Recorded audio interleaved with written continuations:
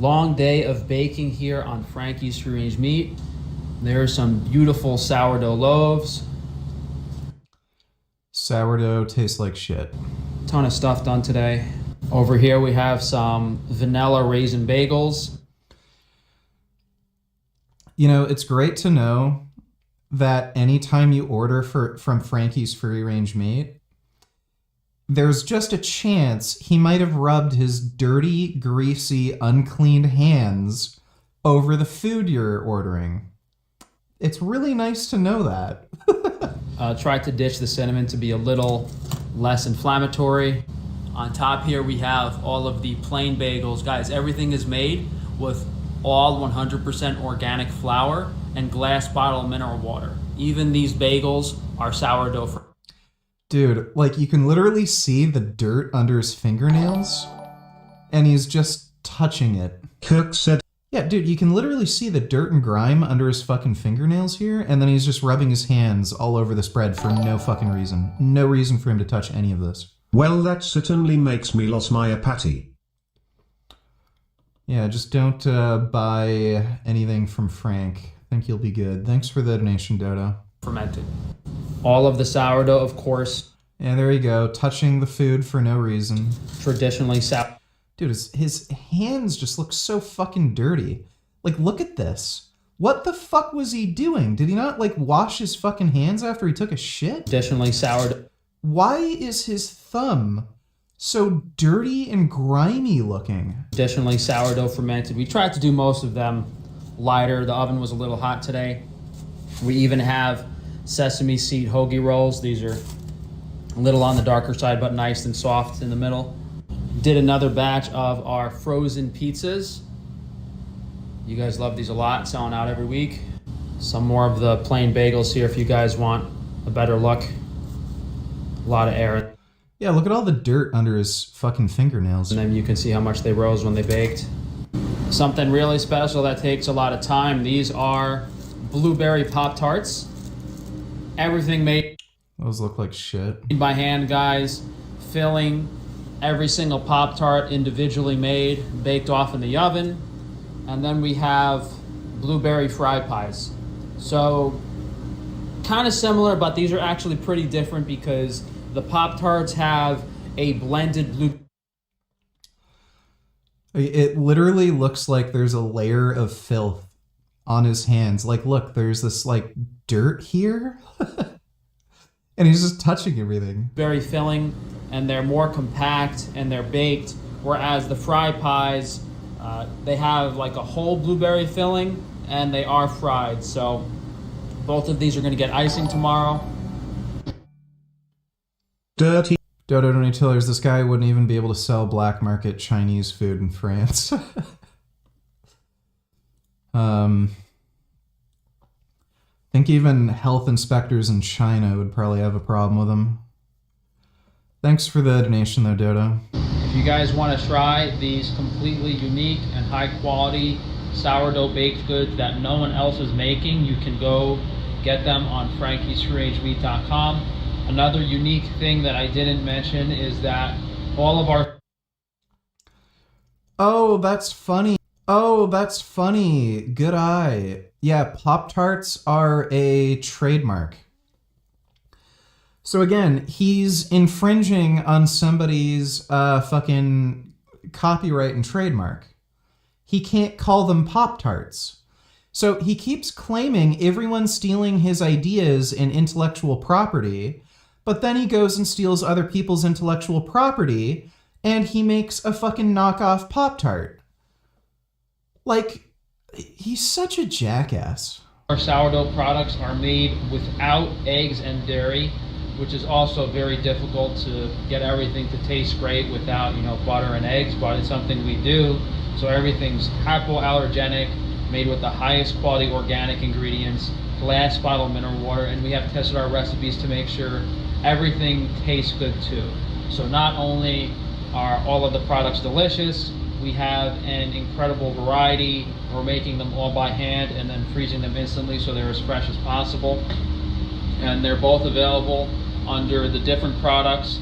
So when you go to frankiesfreerangemeat.com, you'll see a loaf of sourdough bread. That's all the savory products where you can select from, like the regular sourdough loaf, the bagels, the hoagie rolls, all that savory stuff. And then we have the sweet stuff, which has a lot of different pastries, cookies, muffins, apple pies, fried pies. All of that stuff is on the sweet selection. And then throughout the rest of the website, there's even like pot pies. Well, don't buy food from Frank.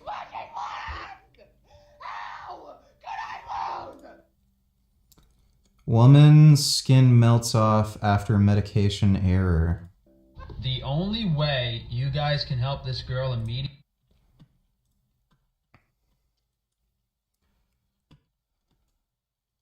Is that the same person?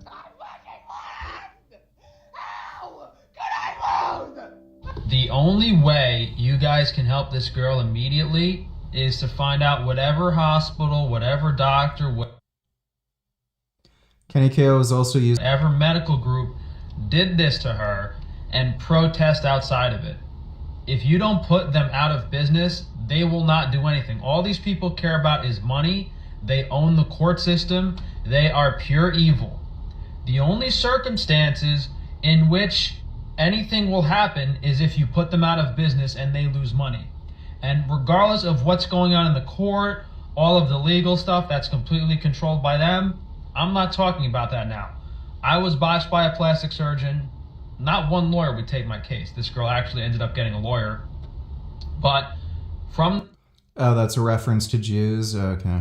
the start, I've been exposing the doctor that botched me on social media, and after the doctor actually paid to get me deplatformed, I have spent all of my savings hiring people to hand out flyers in Beverly Hills, hand out flyers in different cities of what this guy did to my face.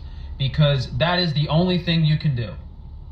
Make as many people aware of what happened as possible, tell them who it was, make sure no one's getting these medical procedures, and hey, worst case scenario, you make people aware of what happened to you, and yeah, the only way you guys can help her is if they protest outside of the hospital or if they start naming people. And I heard in the comments people were talking about NDA, non-disclosure agreement.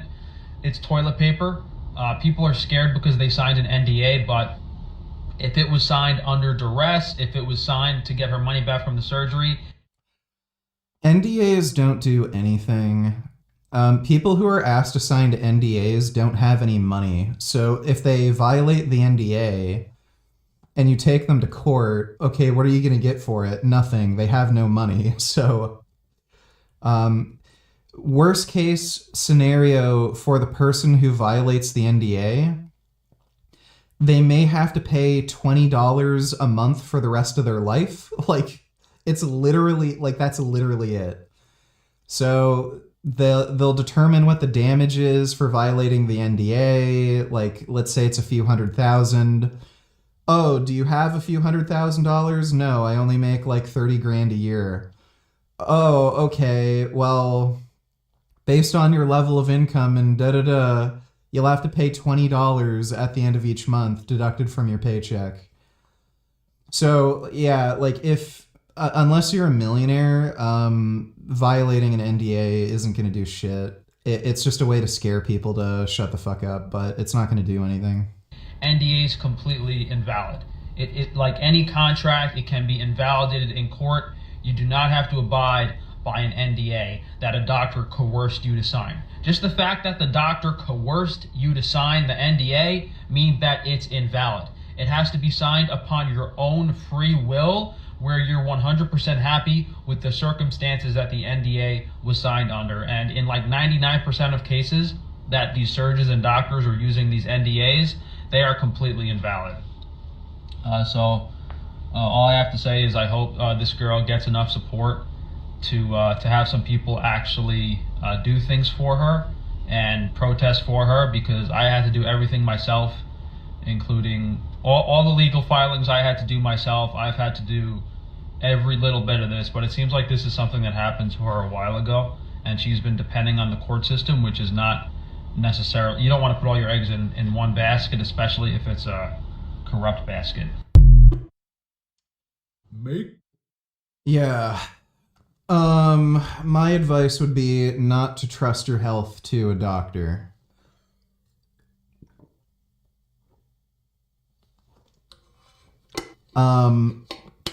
Vast majority of the time. Like we're talking at least 80% of the time, doctors are not well aware of the potential side effects of any medication they prescribe you.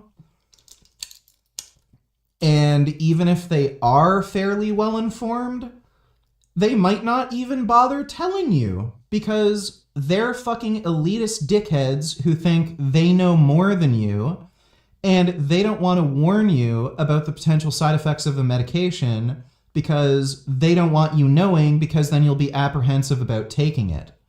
So they'll know that a medication like causes brain damage or could cause organ failure or any number of fucking problems, and they know it, but they'll tell you, oh yeah, it's safe, don't worry about it. Nobody's had any issues with it, just because they want you to take it and they don't want to get any pushback.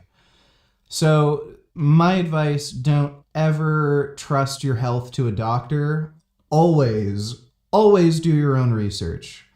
Because, yeah, that's how you get your skin melted off, or your depression gets worse and you get suicidal because a fucking doctor said, oh yeah, take this fucking, antipsychotic. And then you end up having brain damage and sleep issues and you gain 50 pounds and you're even more depressed than you were before.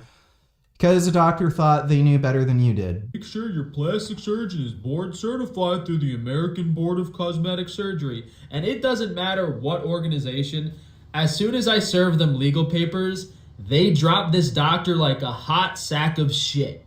Medical Board of California, American Academy of Ophthalmology, American Board of Cosmetic Surgery, American Society of Ophthalmic, Plastic, and Reconstructive Surgery, they all said the same thing. We have nothing to do with Dr. Taban's actions or his practice, which is funny because all these doctors have these plaques on their wall. They'll brag about the organization Anna Kasparian walking flag. they're a part of. Oh, we're a bunch of highly trained professionals. Yet, when you actually face scrutiny and any responsibility for the actions of this psycho doctor, you drop him like a hot sack of shit.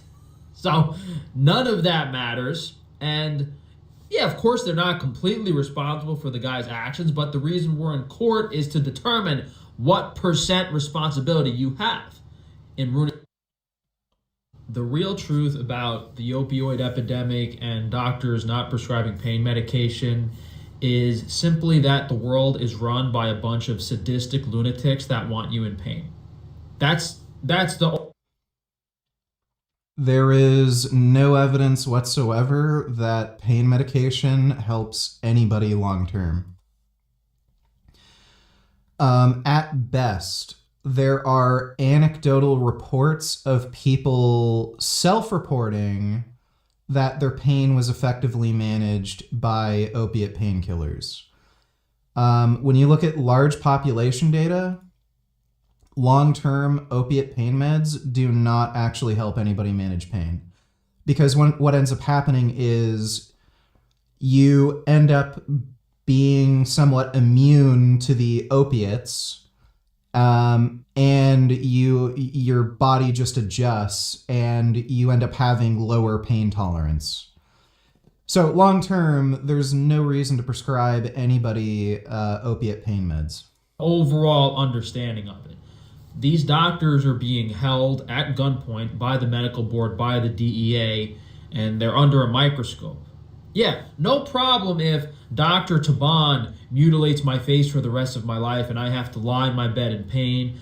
And all these other surgeries I've had to have, none of these doctors prescribe me enough pain medication. So yeah, no, it's perfectly okay that I give you $20,000, $30,000 to gouge my eyes out, but as soon as I'm in pain as a result of your medical procedure, then I'm not allowed. Yeah, so he's addicted to pain meds. Again, anybody who knows anything about pain medication would know doctors should not prescribe pain medication long term. They're a very short term thing immediately after a procedure, and they should probably be discontinued after 1 or 2 weeks. Allowed to get pain medication. It's completely insane.